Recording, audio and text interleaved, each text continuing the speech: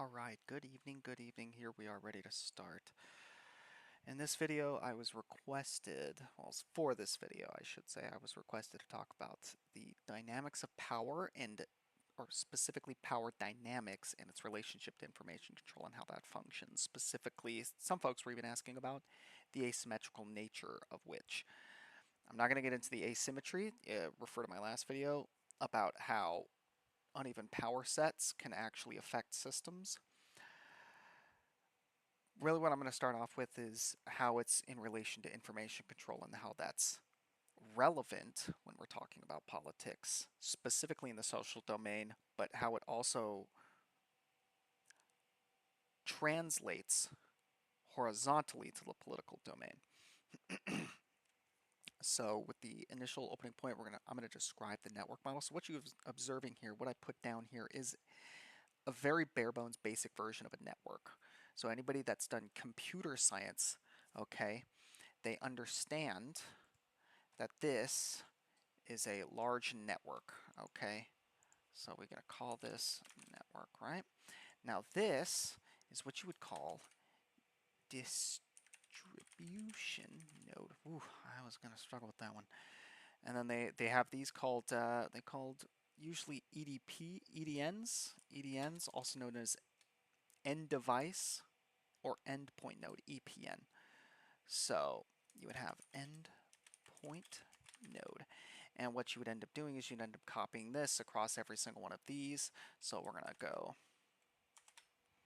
and copy this across. We're going to put EPNs here. All right. When it comes to power dynamics in the social domain, it's really important to understand when you're thinking about a network, you're actually thinking about connectivity to other people. Okay, how many people do you reach?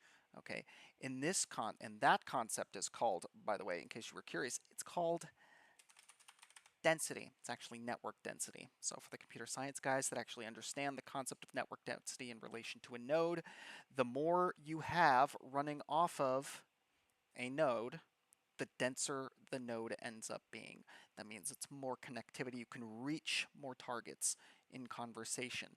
Now, when we talk about a complex adaptive system, talk about specifically multi-agent systems, which is underneath complex adaptive systems. It's part of that field of study. We understand that people interacting with each other in real time are causing them to feed back off of each other. So when a certain behavior occurs, there is a response behavior that occurs simultaneously in relation to the first person's actions. So when I say the word agent as a translation, I'm actually saying the word action. Okay, so that, or a person, sorry, excuse me. So when I'm saying an agent, I actually mean a person. Okay, so I'm going to try and make it as colloquial as possible. Make it as simplified as possible so it's not too technical a language, because I can understand people can get lost when they try and get into the mechanics of something and the language, the vocabulary, the verbiage of the mechanics is too dense. It's too dense is the word, which means that it's too heavy to pick up. It's too hard to pick up. You don't have any baseline knowledge to fully understand that. So when we talk about a network, we're actually talking about your connections that you maintain as a person with other people, okay? Some people tend to maintain enough connections to be a distribution node. They themselves may not have a lot of agents. In this case, they may not have a lot of agents stemming off of them, right? They may only have one, two, three, four, six, they may only have six full agents really running off of them, or six major fellow nodes, but they could have deeply, deeply indirect effect on a network as a whole. They can scale their impact outwards without requiring direct contact with other agents, because they actually have nodes that distribute the rest of their stuff out. In this case, you would consider this the distribution node would actually be connecting to these endpoint nodes, which is where all the people tend to reside. We know them as, in more colloquial social language, we call them influencers, right? So when you're engaging in a network model that's designed around understanding elements of the social domain, we're actually talking strictly about influencers, when we're talking about nodes and density. And that's a really important key thing to understand, because when we want to describe information control, it's very important to understand that the more authoritative a node, the less questioned the information tends to be. All right, this is what Curtis Yarvin started sort of stumbling into when he was really defining some of the initial original elements of his life's work. Some of his legacy is really defined by his observing that, when he talks about organizations or organizations with prestige, he's really talking about major nodes that actually have a massive impact on the way people perceive what reality is. Because what do we turn to universities to do? Universities help us define what is real and what is not real, what is a lie and what is truth. Correct? What is true, what is false. That is the job of information control. So when you describe a network, right, we're describing something that has scales both upwards and downwards in the amount of people that it can access at any given time, which is why understanding the nature of the internet is really important, because the internet allows you to not only access other nodes, right, but you can do it across distance. Okay, so if this is going to make any extra sense, I'm going to be able to define, you can essentially connect to two different nodes across vast distances instantly. All right, it's very basic stuff. Obviously, a lot of you probably coming to this channel go, oh, I already get that, I understand that. That makes a lot of sense. Not super complicated, don't really care. Cool. Understand though, within these nodes, this is just an example model that I'm trying to make it as simple as possible so it's really easy to pick up and understand. So when we're talking about one person, one agent, right? So we put a tiny little star here. This is just one little person, right? And they wanted to talk to another person in the East Coast. They can actually do that. So the internet allows you to bridge space and time instantaneously. It's really cool. And this is a really important thing to understand when you're attempting to understand a network model, because we're talking about when power declares something to be true or false, right? It is able to impact one agent in a node. That is important, right? So one agent, one person in one node, that is incredibly important, distributing out to all the other nodes within its own little area, can also instantly impact somebody on the other side of the country instantaneously via the internet. Something as simple as a like, something as simple as a comment, something as simple as a referral, as a share. This is the essence of engaging in the social domain via information and information control. So if anybody was curious on that relationship, that's actually the relationship. So when we talk about information control loop, right, you have four major organs that occur in this, that are part of this major loop. So I'm going to stop making everything larger. And what we're going to do is we're going to connect everything. So we connect this. Oh, better yet, we get rid of this. And we actually develop an information flow. Information flows, and then back up, and then across, and then back down, right? And then it comes over here, right? And you get an information control loop. Interestingly enough, if you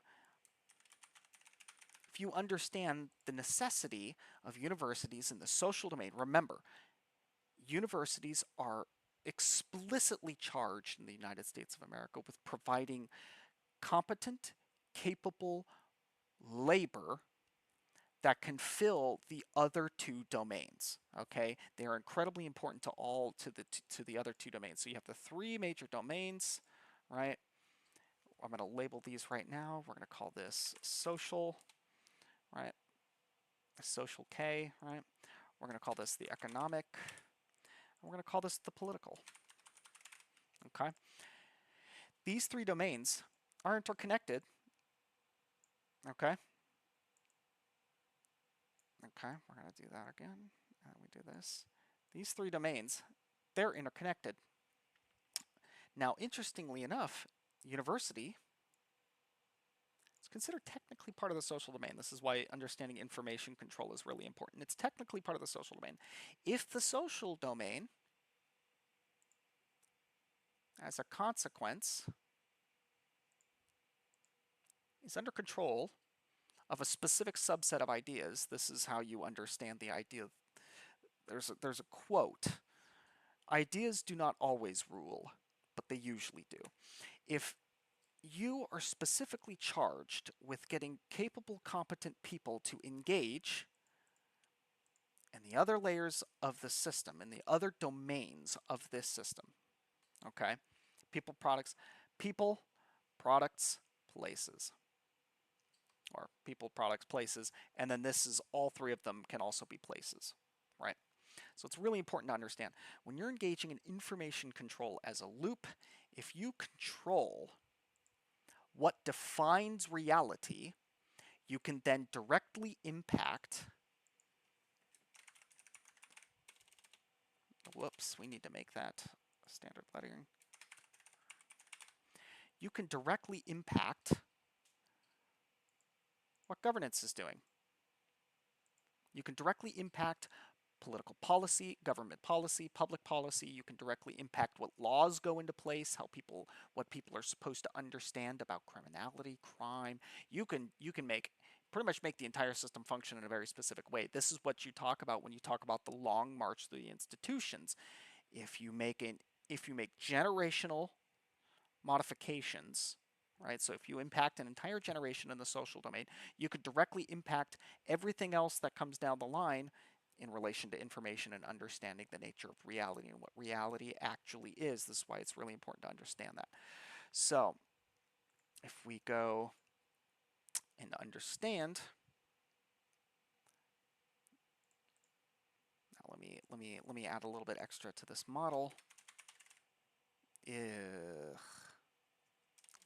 Let's not do that. Let's figure that out because I am absolutely sprinting it. Okay, cool. And then we get media. All right, check us out. So when you're engaging in information control in relation to a network, if there are nodes within nodes, if there are networks within each of these, and each one of these major domains is a network in and of itself, and then all of them are part of one larger network,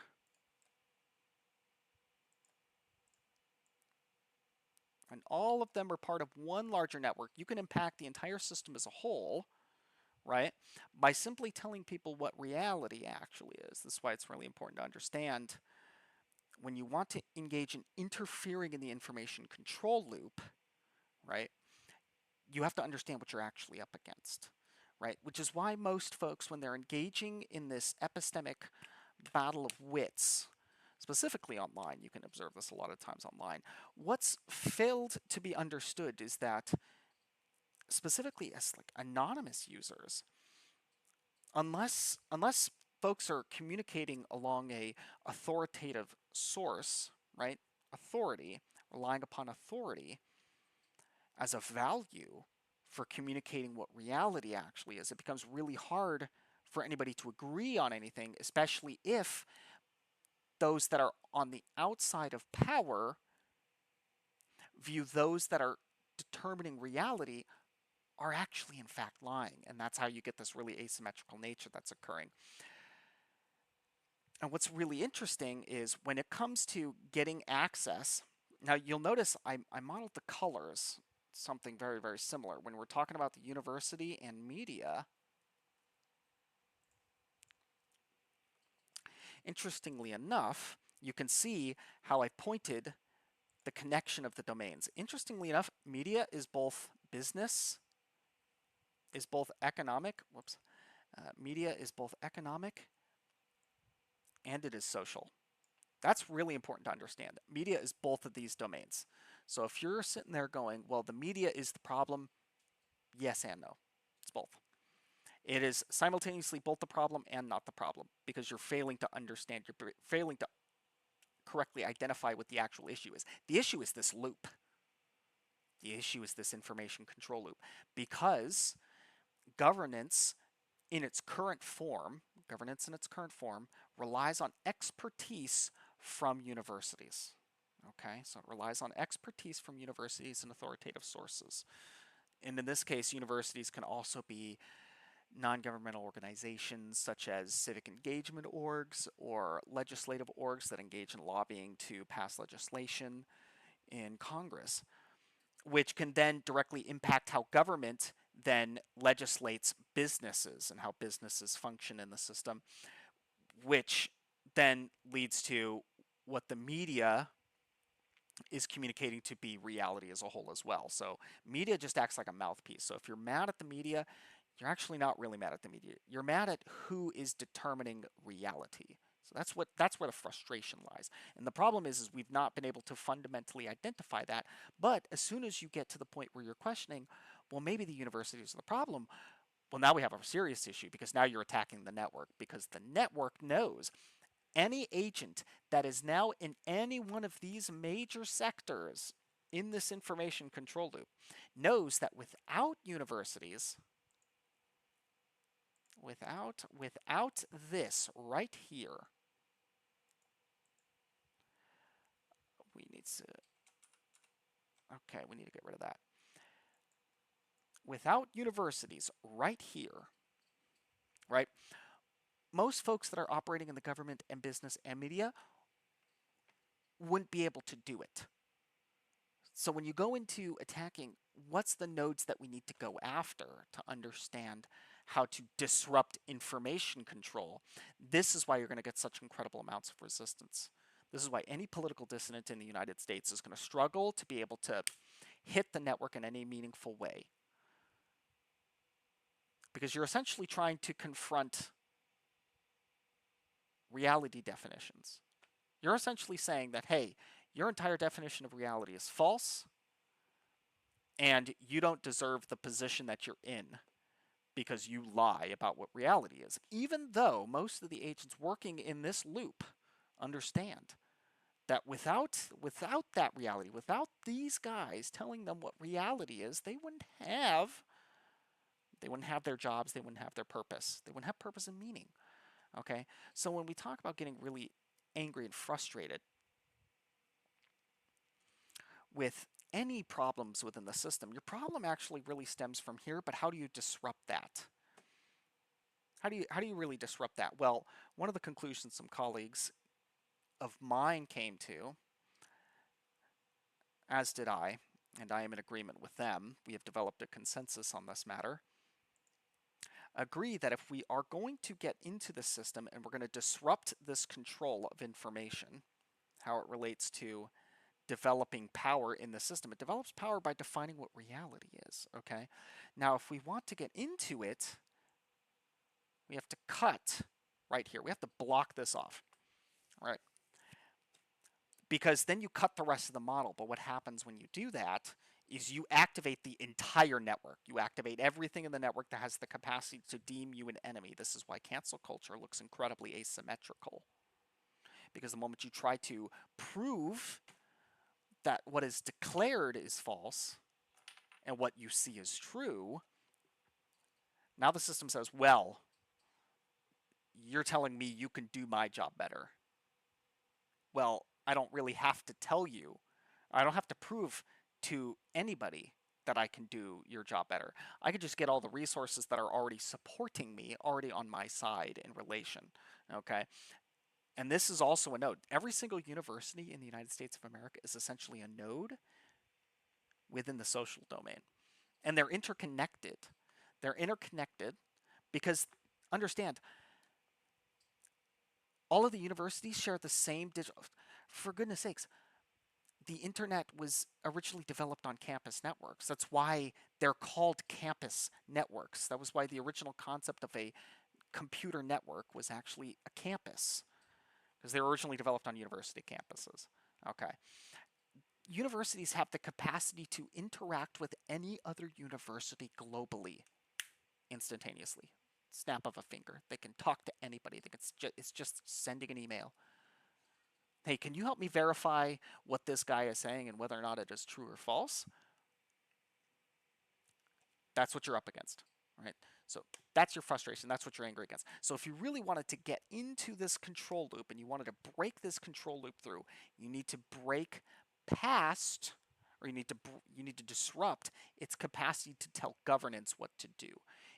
Okay, and that'll come to a later video that I will show you about epistemic bridges, specifically the epistemic bridge that I will be using to communicate how you can break past the old theoretical models of the 20th century that universities still teach and use to this day, which is part of the reason a lot of the information that comes out of these universities is either incredibly biased, has no capacity to adapt to the reality that they are observing, or is just downright sclerotic, right? Just really bloated, bad information. So you can understand the nature of how it's information is required to develop power, because if you actually have the ability to tell people that move mountains what reality actually is, that's where the power is lying. That's where power is really lying, the ability to define what reality is. Okay, and this is what Curtis Yarvin was talking about all those years ago. He just never fully fleshed out the entirety of the model and the way we observe it. So I hope this helps. I'll be able to elaborate on future videos once I get better systems in place. Again, I'm not really much of a professional. I'm still trying to learn this one. Comment, like, and subscribe, I guess. I'll post this to my X as well, Twitter account, so you can see it in real time. Thank you very much.